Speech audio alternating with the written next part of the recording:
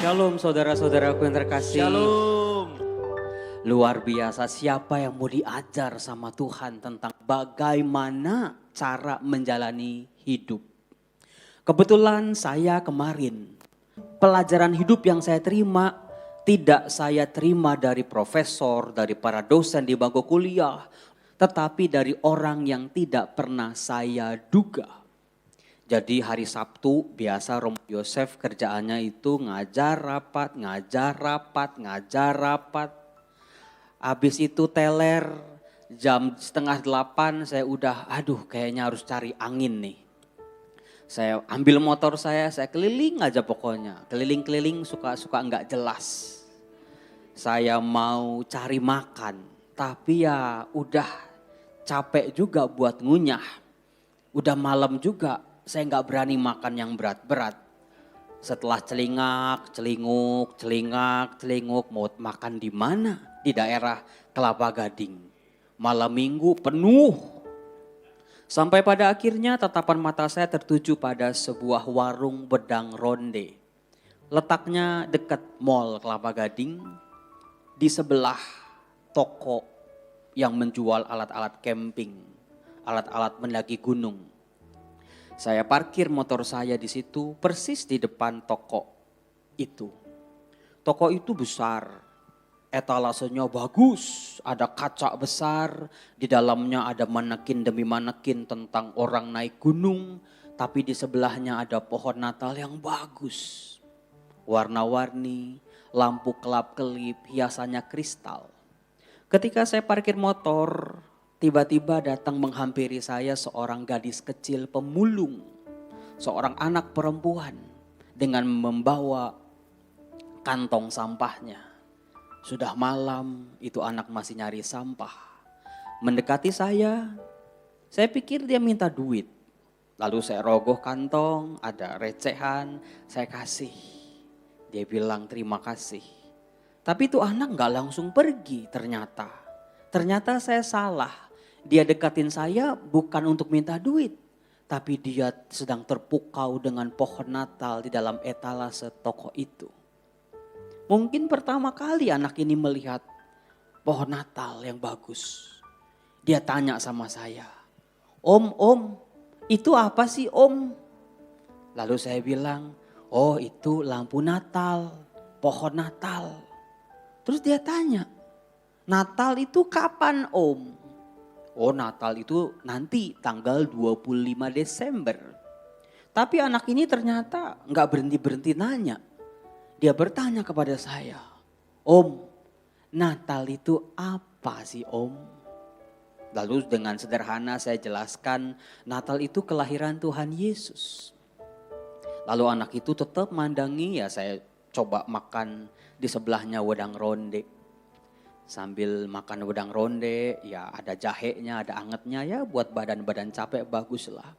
Tapi sejak saat itu kepala saya muter. Pertanyaan si anak kecil tadi, Om, Natal apa Om? Akan dengan sangat mudah kita mengatakan Natal itu hari kelahiran Tuhan Yesus. Tapi apakah Natal hanya sesederhana itu? Apa itu Natal? Dapatkah Anda menjawab yang lebih dalam lagi? Apa itu Natal? Untukku, untuk keluargaku, untuk duniaku. Beranikah Anda menjawab?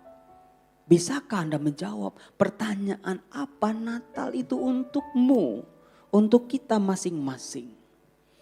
Natal adalah sebuah peristiwa sangat besar yang baru terasa akan dialami, akan kena dalam hati kita kalau ada persiapan yang cukup.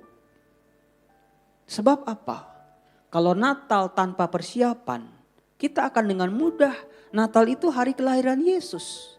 Kita dengan mudah nyanyi, malam kudus sunyi senyap, terus udah. Kita ucapin selamat Natal ya, selamat Natal ya. Malah sekarang cukup dengan WhatsApp, kirim banyak orang, mending dibaca. Dilewatin aja. Setelah itu tanggal 26, 27 udah selesai. Kita sibuk sama yang namanya tahun baru. Kalau Natal tanpa persiapan yang pas, hanya begitu setiap tahun. Lilin Natal yang selalu Anda lihat dalam gereja, Advent pertama, Advent kedua, Advent ketiga sampai Advent keempat, itu punya nama. Lilin-lilin itu akan mengajarkan kepada kita nilai-nilai tentang Natal. Sayangnya saudara-saudara, lilin-lilin itu banyak KW-nya. Banyak palsunya. Apalagi besok tanggal 12 bulan 12. Di Shopee, di Lazada, di JD.id. Wah rame itu. KW-KW palsu-palsunya tentang nilai-nilai Natal. Yang pertama, lilin Advent yang pertama mengajar kepada kita soal harapan. Palsunya apa Romo? Banyak. Banyak dari kita selalu dalam kehidupan ini cuma dapatnya PHP. Pemberi harapan palsu. Kita sering kali kecewa karena berhadapan dengan harapan-harapan yang palsu itu. Selama minggu pertama dengan Advent yang pertama kita diajak dengan pewartaan Nabi Yesaya terhadap harapan percaya bahwa Allah kita sungguh-sungguh memberikan harapan yang sejati. Dan selama 2000 tahun gereja berziarah, sudah ada miliaran umat manusia yang betul-betul harapannya terkabul. Gereja sudah membuktikan harapan dari Allah bukanlah harapan palsu. Itulah yang mau ditawarkan kepada kita. Tinggal bagaimana kita mau percaya atau tidak terhadap harapan itu. Terhadap harapan-harapan yang palsu saja kita mudah percaya. Kenapa kita tidak mudah percaya pada harapan yang sejati? Itu yang mau diolah. Kalau kita menemukan harapan yang sejati di Advent minggu yang pertama, kita boleh diizinkan oleh Tuhan melangkah ke Advent yang kedua. Yang namanya lilin yang kedua, peace. Lagi-lagi sama juga seperti banyak harapan palsu, banyak juga manusia-manusia zaman sekarang jatuh pada rasa damai yang palsu. Saudara-saudaraku yang terkasih, terhadap damai sejati, renungan Advent minggu yang kedua mengajarkan kepada kita untuk lakukanlah perintah-perintah Tuhan. Coba kalau Anda baca lagi itu bacaan-bacaan misalnya. Sepanjang minggu kedua, jadilah pelaku firman. Di situ Anda akan merasakan damai sejati. Sukacita sejati. Bukan damai yang KW-KW. Bukan damai yang sesaat yang sering kali ditawarkan oleh dunia. Sementara minggu yang ketiga, hari ini, Gaudete. Sukacitalah, minggu sukacita. Kita diperkenalkan dengan sebuah lilin yang bernama Joy. Lagi-lagi si Joy ini juga banyak KW-nya. Diskotik demi diskotik bertebaran. Ajub, jedak-jeduk. Anda kesana merasakan sukacita luar biasa. Habis dari situ sedih lagi. Karena semua hanya permukaan saja. Sukacita yang palsu. Saudara-saudaraku yang terkasih, terhadap sukacita Allah, apa yang ditawarkan dalam bacaan-bacaan ini, ikutlah dalam gelombang sukacita itu. Kalau Allah menurunkan berkatnya minggu ini untuk kita bersukacita, ikutlah. Tapi sayangnya saudara-saudara dari puluhan mata di sini, mungkin ada yang sudah lama Romo gak merasakan sukacita. Izinkan saya bertanya kepada Anda. Are you happy in this modern world? Apakah Anda bahagia di dunia yang serba terburu-buru ini? Serba sibuk ini? Dunia yang gegap gempita. Are you happy? Bertanyalah saudara-saudara. Apakah aku bahagia selama ini? Atau sukacitaku, kebahagiaanku palsu? Polesan saja, hanya make up saja. Tapi di dalam sini lagi banyak nangisnya Romo. Kalau dulu waktu masih kecil kita ikut sekolah bina iman. Siapa yang suka hati tepuk tangan, prok prok prok. Siapa yang suka hati tepuk tangan, prok prok prok. Itu waktu kecil. Ketika belum ada cicilan kartu kredit. Ketika belum ada bayaran anak sekolah. Ketika rumah tangga, lagi happy-happynya baru setahun 2 tahun. Sekarang Romo, ketika sudah mengenal drama-drama dalam hidup berkeluarga, nokta-nokta hidup perkawinan yang tidak kalah panjang dengan drama Korea. Romo, ketika sudah tahu namanya bahwa dia yang aku kasihi tidak setia. Sakit Romo, seluruh kebahagiaanku terampas. It is impossible for me to have a happiness. Gak mungkin lagi Romo, aku bisa bahagia lagi. Sayangnya banyak orang saat ini sedang mengalami hal itu. Karena jatuh, terjebak, salah sangka dengan sukacita-sukacita yang ditawarkan oleh dunia. Lagi-lagi saudaraku, Minggu Gaudete, saya mau nanti Anda berikan senyuman Anda yang terindah untuk Tuhan.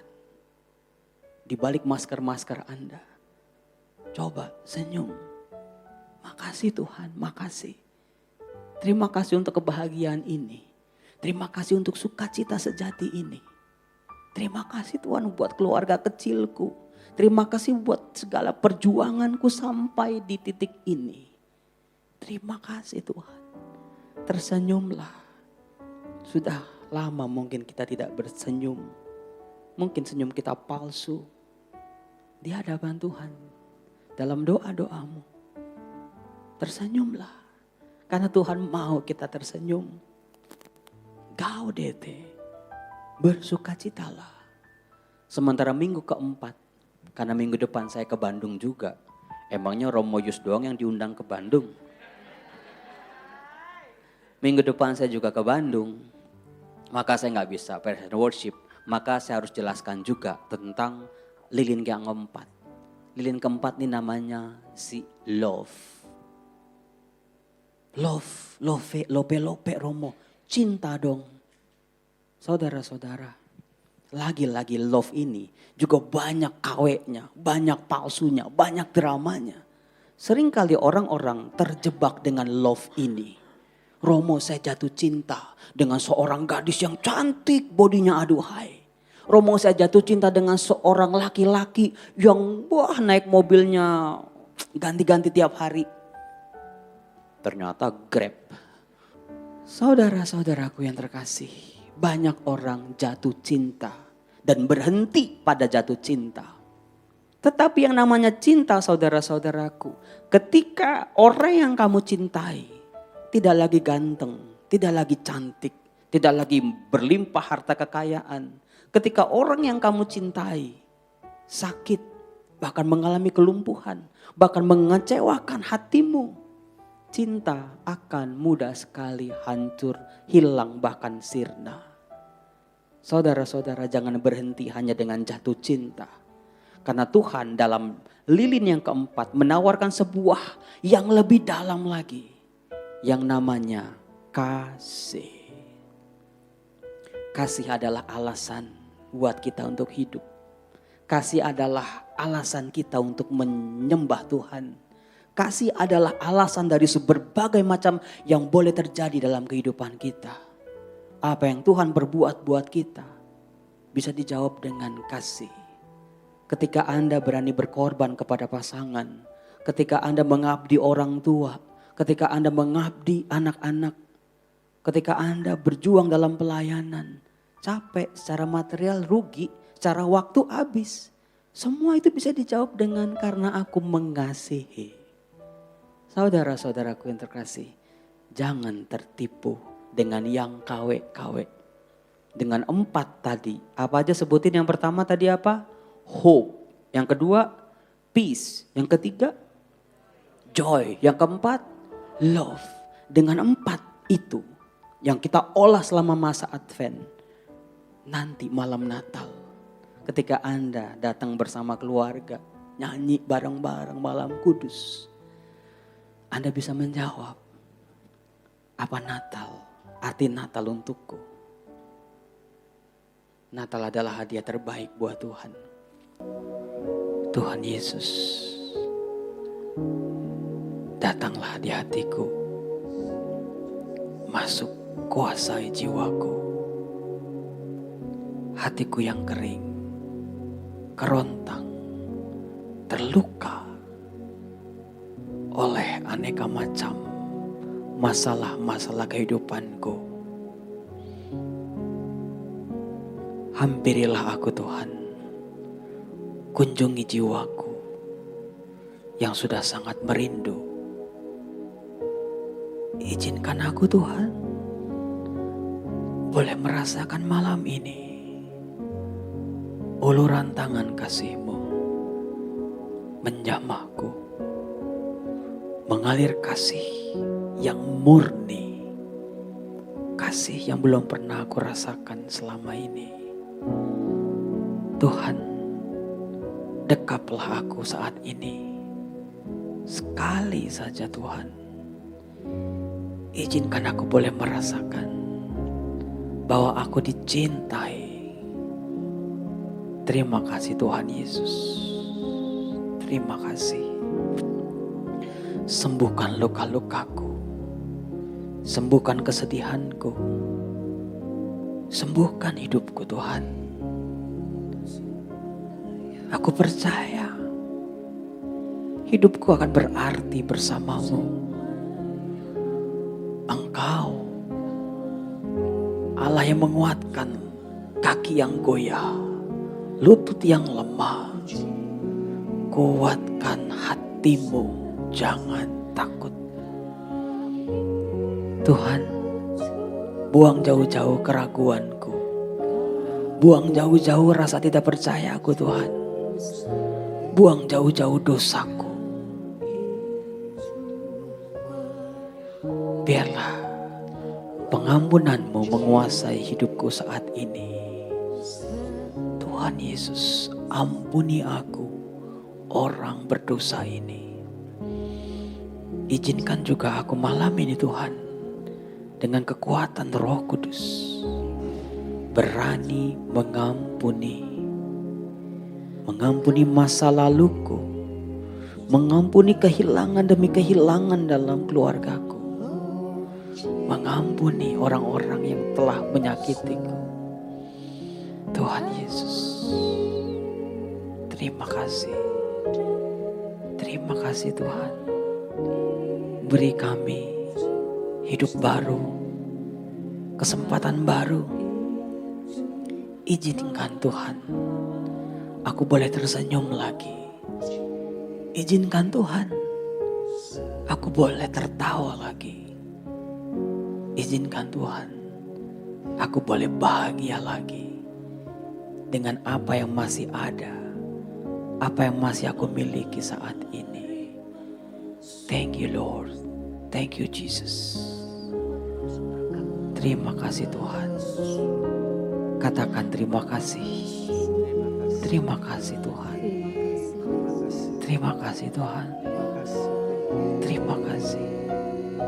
Biarlah kuasa Tuhan menjiwaimu, menguasaimu, membungkus hatimu, membasuh luka-lukamu, menyeka air matamu. Tuhan Yesus, terima kasih. Come into my heart, oh Lord Jesus.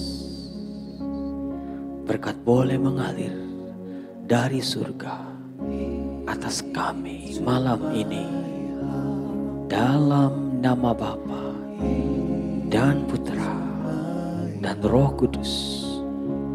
Amin.